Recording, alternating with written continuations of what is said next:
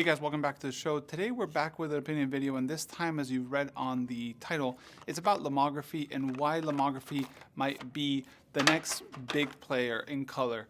So as long as you remember, lomography started off as a different movement in photography, not so much of a thinking things out and rules, but more like breaking rules, pretty much take the shot, think later, and so on. And because of that, they have been given permission in a way, or a quote, permission to make different products that maybe were not usually the standard in photography. As we all know, photography basically ended up being professional photography, sports guys, editorials, and all these things that were high-end photography. And lomography came more as a game, as a mindset of having fun with photography again. And like I said, their color products and their film products usually have not been at the level of like a Kodak or a Fuji or Agfa or any other big manufacturer in the game for all this time, or Ilford. But what lomography did really well is it cultured a base of artists and different users that were not so worried about the quality of the product, but more about what they could do with those tools. But kind of like what happened with Polaroid and Impossible Project. So why do I think lomography could be the next big player in color is they've managed to make their research a product. When you're researching to make a new film, be it color, be it black and white, and so on, there's tends to be a lot of money involved in making these batches of tests. Every time you turn on a machine, you can't just make 10 rolls and that's it. You're gonna make master rolls or multiple master rolls, and these always have different results to what you want. So sometimes you're changing for color balance, or you're going for skin tones, or you're going for grain, or you're going for so on. And I'm no expert in this whatsoever, so don't take that exactly as like that. Probably somebody that knows about this might cringe at my comments, but they do tests or batches and stuff that cost a ton of money. And these are usually just summed into like the research of a new film. But lomography has done a great job at grabbing this experimental films and putting them in the market. And we have lomography purple. So we have the Lomo purple. Then we have the Metropolis, which is that film that looks almost like a zombie apocalypse film with desaturated colors, but weird, almost like a bleach bypass color. Then we have the turquoise, which is now back into pre-orders, and so on. So the good thing, and the way you can know that lomography is basically testing color, is that every batch of these films have a different contrast color shift a little bit. And also the fact that you can't really test to see when you scan, there's no way to really tell what the film's supposed to look like, because as you're doing all these wild colors, it's not like Portra, like grab a color chart, I take a picture of it, and you can be like, yeah, that should be green, that should be red, that should be blue, this should be gray, this is medium gray, and so on. It's kind of like wild, and because of that wildness, they are forgiven of the quality, and sometimes it's just different and fun. And one of the things that Kodak and other players have missed is making things fun. Of course, if you want to get perfect shots, you get your Portra, your Ektar, your Ektachrome, your Fuji 400H, or whatever you want. But if you want to have fun and see things differently, you grab a roll of these out of the normal film stocks from lomography. And by doing this, lomography has basically been able to pay their research into color film. And another important question is lomography does have lomography 100 speed, 400 speed, and 800 speed color film that are good color films. And these are widely known to not be lomography made products, but mostly the things are pushing towards Kodak made products. And when you think of Kodak and why is there 800 speed film from lomography, cheaper and slightly more contrasty, slightly different saturation, is because it's not Kodak Portra 800 in it. It's probably the same film that goes into disposable cameras, that 800 sort of like goldish color. And what they've made is they've made a space in the affordable color market as an option, being made by Kodak but marketed by lomography. Same with their 400 and 100. What this is probably going to happen is in a few years, and I don't know how long, lomography will roll out their own color film with good results. And the main issue with color film, from what I've heard from ad hocs, Mirko, is that getting color film to look the same today and in 6 months and in a year and in 2 years and in 3 years is extremely complicated. If you don't mind the batches have different shifts, a little more contrast, a little more saturation, a little less saturation, and so on, it's a little easier to do. The main problem is when you want constant quality to be very consistent, that's when it's really, really hard.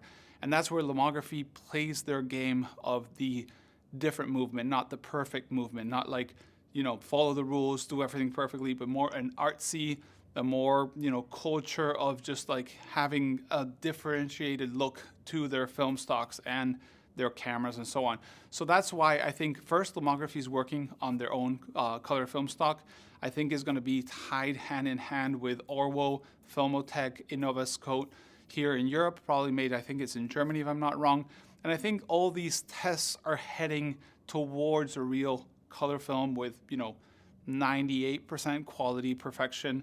And these tests of purple, turquoise, metropolis, and so on are that. They're tests. And I'm sure that they ever achieve that level of good color film, they'll still offer these niche film stocks with different effects because there's people that like them. Aerochrome, which was from Kodak for surveillance, is a film that everybody would love to see nowadays. We see plugins for Lightroom and so on, and filters for, all kinds of digital cameras because people really like that red greens, and then the skin tones are like slightly yellow and so on.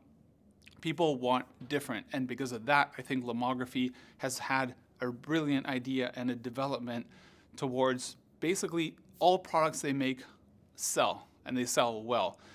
And that gives that advantage. Kodak is stuck in the corner making really high quality products, which is great, but they could have had let's say a different line. You know how some brands have like the high-end brand and then they have like the young brand, which is like for young photographers or young users, and they don't mind different things. Like cars have it, like phones have it, and so all these companies have these two lines of like the high end and the low end.